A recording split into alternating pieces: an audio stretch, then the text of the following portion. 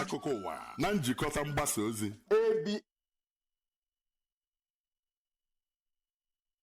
ekene gị nọ n'akụkọ ụwa n'ụtụtụ taa bụ Wednesday ma bụrụ abalị nke ise n'ime ọnwa Ọgọst bụ ọnwa nke asatọ n'afọ 2026. anyị na-azụ taa bụ oye na mbụ isiokwu ndị a ga-eme akụkọ ị ga-anụ. Gọọmenti Anambra steeti enyochago ebe a na-enyo na a na-egwu ihe na-enwetaghị nkwado iwu n'Ọnịcha. Soludo akwadogo ka ụlọọrụ Ansopadec malite ịlụ ọrụ n'ozuzu oke. ụlọọrụ onyeisiala amalitego ịgba mbọ nke ikpeazụ maka atụmatụ iwu nke ndị uwe ojii nke steeti akpọrọ steeti polisi. Agwago ụmụafọ Naịjirịa ka ha were atụmatụ enye agụmakwụkwọ n'efu Chevening Scholarship nke mba UK na-akwado wee bara onwe ha uru. Mata na gburugburu anyị bụ nke anyị niile ka anyị chekwaba ya ma dobe ya ọcha maka na gburugburu dị ọcha na-akwalite ezi ọnọdụ ahụike. Lekọta gburugburu gị nke ọma, gburugburu gị ga-elekọtakwa gị onwe gị. Ọka akụkọ bụ Ifeọma Akife gere akụkọ anyị n'uju. Ndị mmadụ agago n'iru ekwu echiche gbasatara etu esi wee na-anya enyo na a na-egwu ihe na-enwetaghị nkwado iwu na nke si na mpaghara nke si River n'Ọnịcha bụ nke kpatara gọọmenti steeti a ji wee malite ịma imi n'ala site na mgbesa ewetara gbasatara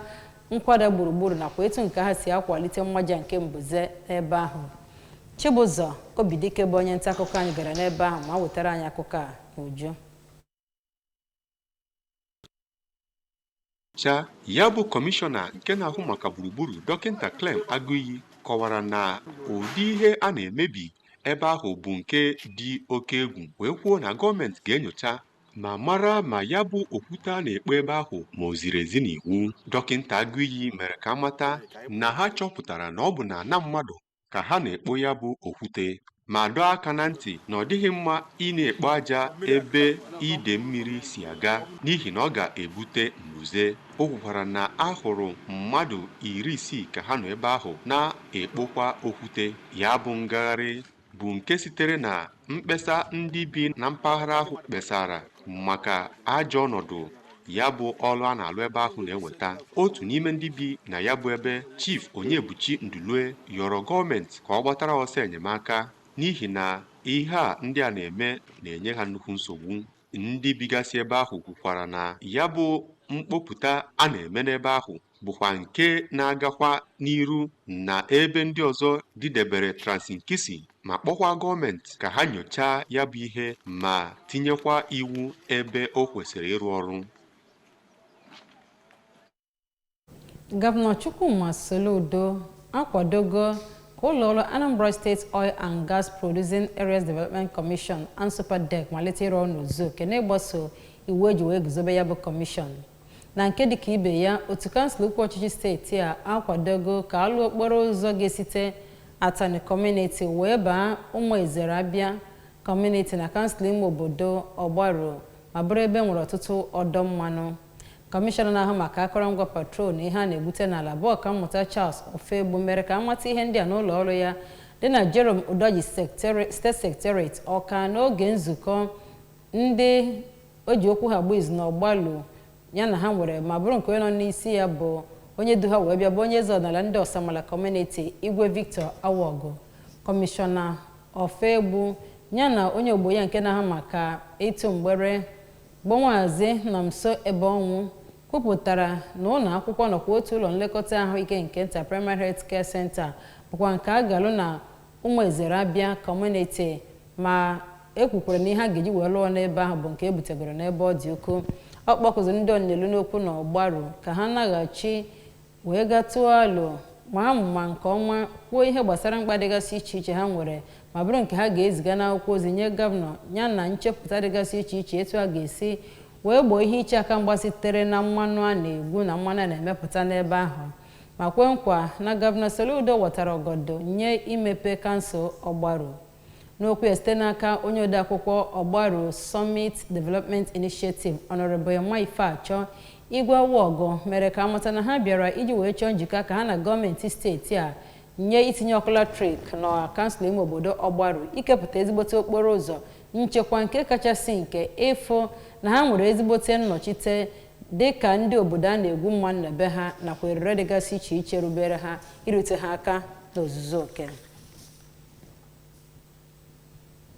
ụlọọrụ onye isi ala amalitego agba nke ikpeazụ nke ihe gbasara usoro iwu a ga-eji wee guzobe ndị uwe ojii nke steeti dịka ọ na-amụ amụma iweta atụmatụ iwu nke onye isi ala n'aka President Bola Tinubu n'abalị 3 nke ọnwa Septemba. Ya bụ mkpebi bụ nke sitere na nzukọ nke otu Presidential Working Group n'ihe gbasatara iwu etiti maka ndị uwe ojii nwere na Presidential Villa Abuja.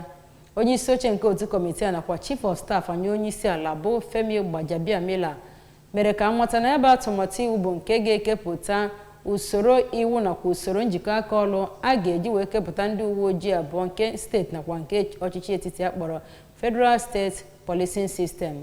Ọ kwara na ebe atụmatụ iwu bụ nke ga-agabiga ndị mmadụ gburugburu ala Naịjirịa itinye ọnụ n'okwu tupu eweziga ya n'aka alaka omebe iwu etiti maka ntụle nke ndị alaka omebe iwu. Gbajabiamila mere ka amata na ụmụafọ Naịjirịa ga-enwe ohere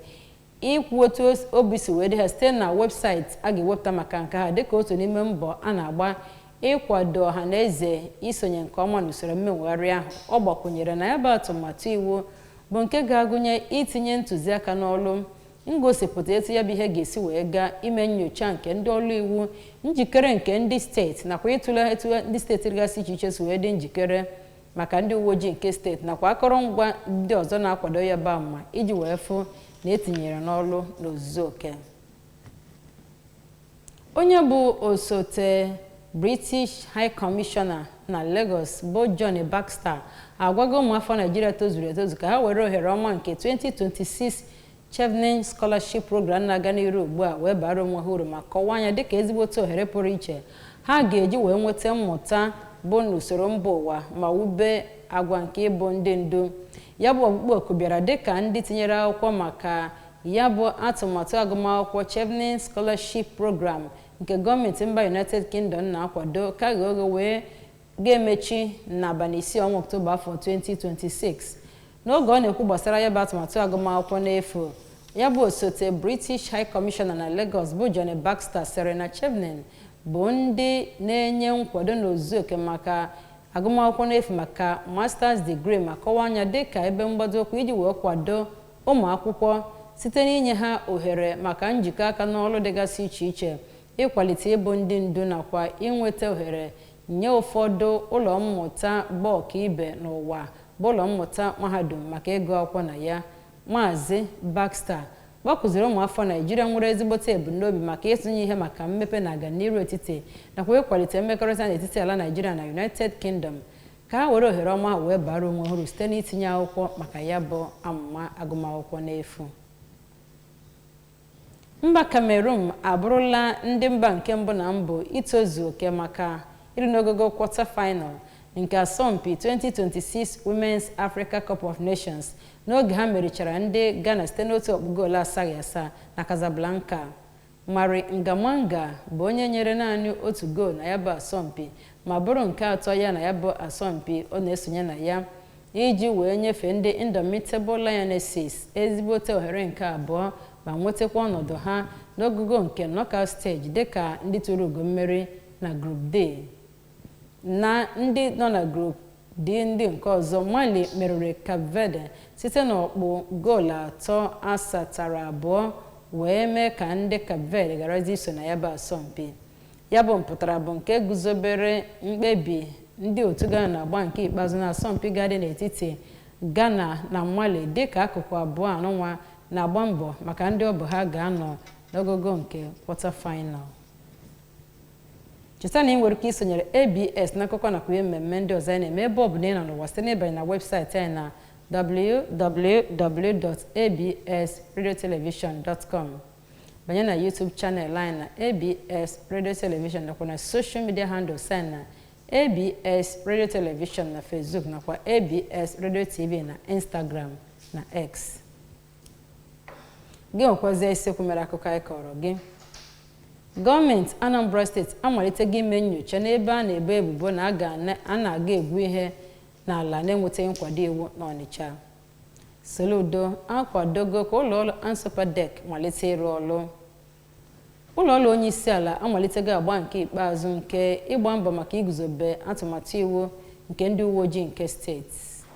Anyị kọkwara gị na ụmụafọ Naịjirịa abụrụla ndị a gwara ka ha were atụmatụ agụmakwụkwọ n'efu Chevening Scholarship nke ndị mba UK na-akwado wee bara onwe ha uru. Gburugburu anyị bụ nke anyị niile, ka anyị chekwaba ya nke ọma ma mee ya ka ọ dị ọcha, maka na ezigbote gburugburu na-akwalite ezigbo ọnọdụ ahụike. Ọ bụrụ na ilekọta gburugburu gị nke ọma, ọ ga-elekọtakwa gị onwe gị. N'ebe a ka akụkọ ụwa kọrọ n'ụtụtụ a. N'aha ndị chekwabara akụkọ ụwa, abụ m Ifeọma Akife, na-asị gị deme maka ige anyị ntị ka ọ dị.